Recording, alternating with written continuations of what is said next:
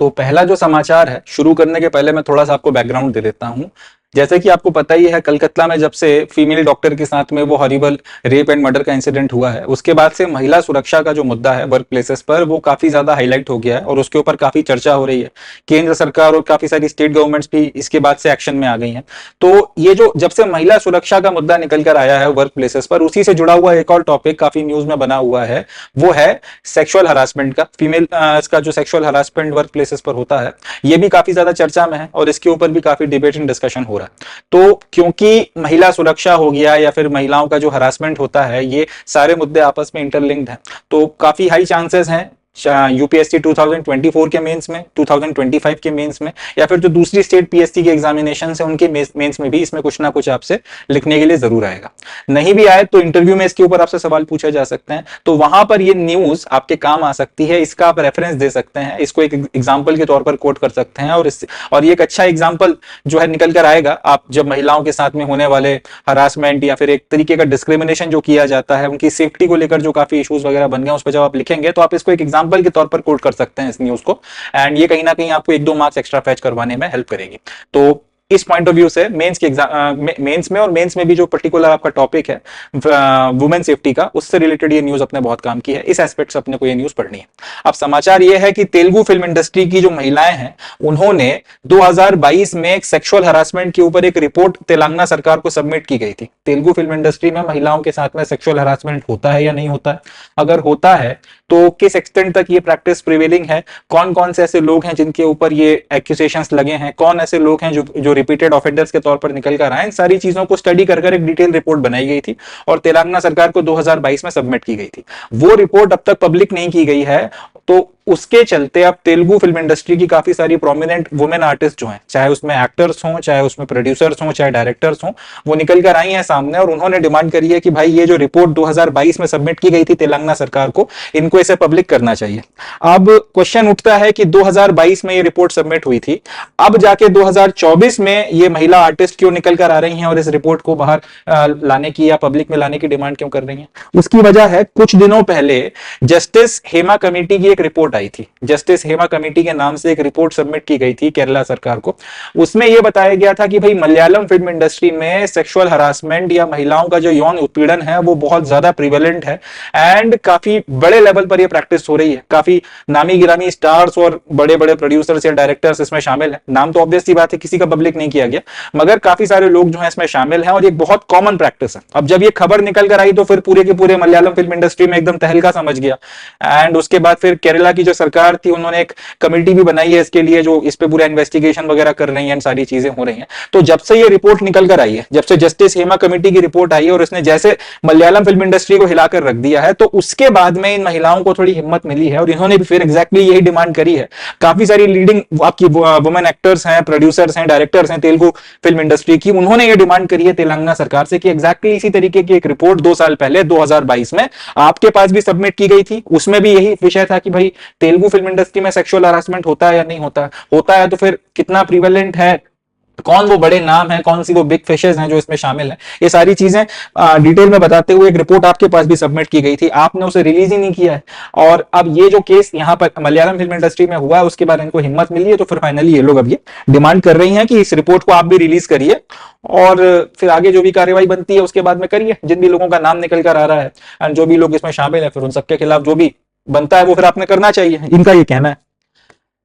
Argument यह है कि एक बार जब ये रिपोर्ट पब्लिक में आएगी तो 2 चीजें होंगी, सरकार भी जो है उसके बाद में मुंह नहीं छुपा सकती, उसमें जो भी एलिगेशंस लगाए गए, उसमें जो भी बातें बताई गई होंगी, एलिगेशंस लगाए गए होंगे तो गलत बात हो जाएगी। रिपोर्ट में जो भी बातें कही गई होंगी, जो भी तथ्यात्मक बातें कही गई होंगी, उन सब बातों को लेकर फिर अब सरकार भी मुंह नहीं मोड़ पाएगी। पब्लिक में एक बार आ जाएगा तो सरकार की भी अकाउंटेबिलिटी बनेगी, और साथ ही साथ पब्लिक में जब एक बार आ जाएगा तो फिर फिल्म इंडस्ट्री में काम करने वाले जो लोग हैं, इन पर भी दबाव बनेगा कि भाई आप दोनों ने, सरकार ने भी अपने लेवल पर कानून बनाने पड़ेंगे, फिल्म इंडस्ट्री में भी जो तेलुगु फिल्म इंडस्ट्री में जो लोग काम कर रहे हैं, इन पर भी दबाव बनेगा कि आप पॉलिसीज बनाइए लिए आप अपने नियम कायदे बनाइए ताकि महिलाओं के लिए एक सेफ वर्किंग एनवायरनमेंट जो है तेलुगु फिल्म इंडस्ट्री में बनकर तैयार हो सके। ये आर्ग्यूमेंट इनके द्वारा दिया जा रहा है, वाजिब आर्ग्यूमेंट है। 2022 में अगर एक रिपोर्ट आई, 2024 तक अगर वो रिपोर्ट जो है अभी रिलीज नहीं की गई, मलयालम फिल्म इंडस्ट्री में आपका सेक्सुअल हरासमेंट वगैरह के ऊपर एक कमेटी की रिपोर्ट आती है, उससे पूरे स्टेट में तहलका मचता है, उसके बाद इन महिलाओं को ये हिम्मत मिलती है कि भाई इस तरीके की डिमांड की जाए। तो कहीं ना कहीं ये सही बात है, इनका आर्ग्यूमेंट सही है कि अब जब ये रिपोर्ट पब्लिक होगी, ये रिपोर्ट जब भी पब्लिक होगी, उसमें फिर जिन जिन लोगों के तो नाम आएंगे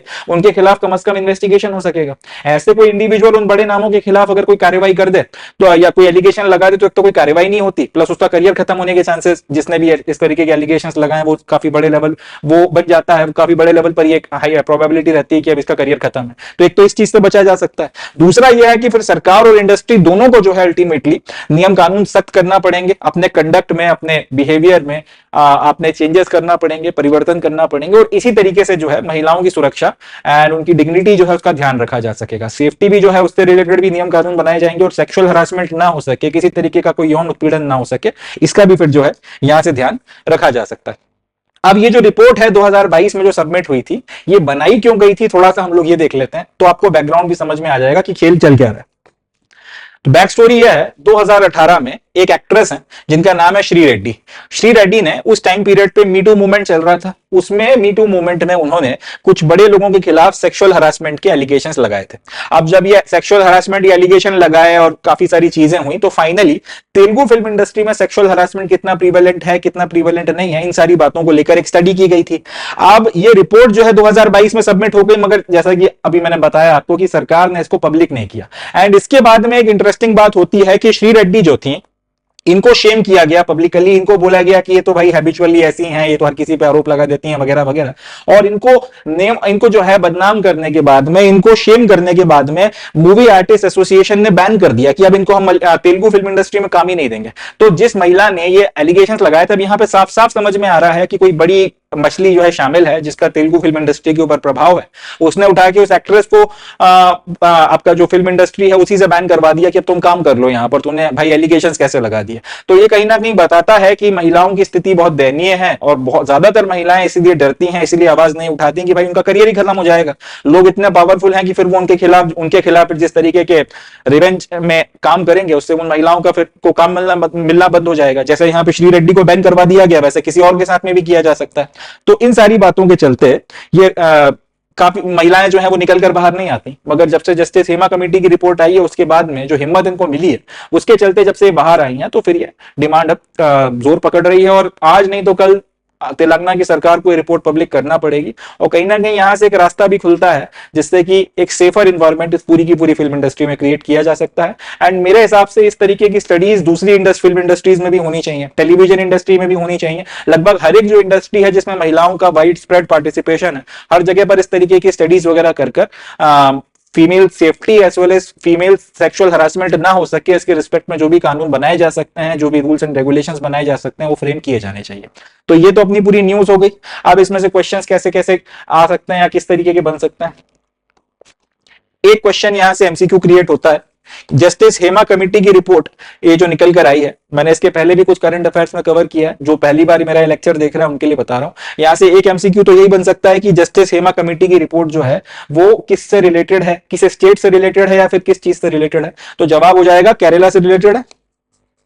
या यूं बोलना चाहिए कि मलयालम फिल्म इंडस्ट्री से रिलेटेड। एक तो क्वेश्चन ये बनेगा। दूसरा ये बन सकता है कि रिसेंटली भाई केरला फिल्म इंडस्ट्री या फिर मलयालम फिल्म इंडस्ट्री में एक रिपोर्ट सबमिट की गई है सेक्सुअल हरासमेंट वगैरह के रिस्पेक्ट में, उस रिपोर्ट का नाम क्या है। तो जवाब हो जाएगा जस्टिस हेमा कमेटी रिपोर्ट। तीसरा क्वेश्चन ये बन सकता है कि जस्टिस हेमा कमेटी की जो रिपोर्ट है जो रिसेंटली काफी ज्यादा न्यूज में है, ये किस चीज से रिलेटेड है। तो जवाब हो जाएगा सेक्सुअल हरासमेंट इन मलयालम फिल्म इंडस्ट्री। याद रखिएगा फिल्म इंडस्ट्री भी चेंज कर सकते हैं, मलयालम की जगह तमिल कर सकते हैं, तमिल की जगह तेलुगु कर सकते हैं, ये मलयालम फिल्म इंडस्ट्री है। तो तीन क्वेश्चंस तो यही बनते हैं जो एमसीक्यू के पॉइंट ऑफ व्यू से काम किया है। इसके बाद में अब मेंस में अगर कहीं पे लिखने के लिए आता है तो फीमेल सेफ्टी पर आप एक तो ये जस्टिस हेमा कमेटी रिपोर्ट का एक उदाहरण दे सकते हैं कि महिलाओं के लिए फिल्म इंडस्ट्री जैसा एनवायरनमेंट कितना ज्यादा अनसेफ है। तो दूसरे एनवायरनमेंट जो इतना लाइन जो दूसरे जो आपके फिर प्रोफेशंस हैं, जो इतना न्यूज में नहीं रहते, फिर वहां पर क्या स्थिति होगी। एक तो ये, दूसरा फिर इन महिलाओं के द्वारा ये जो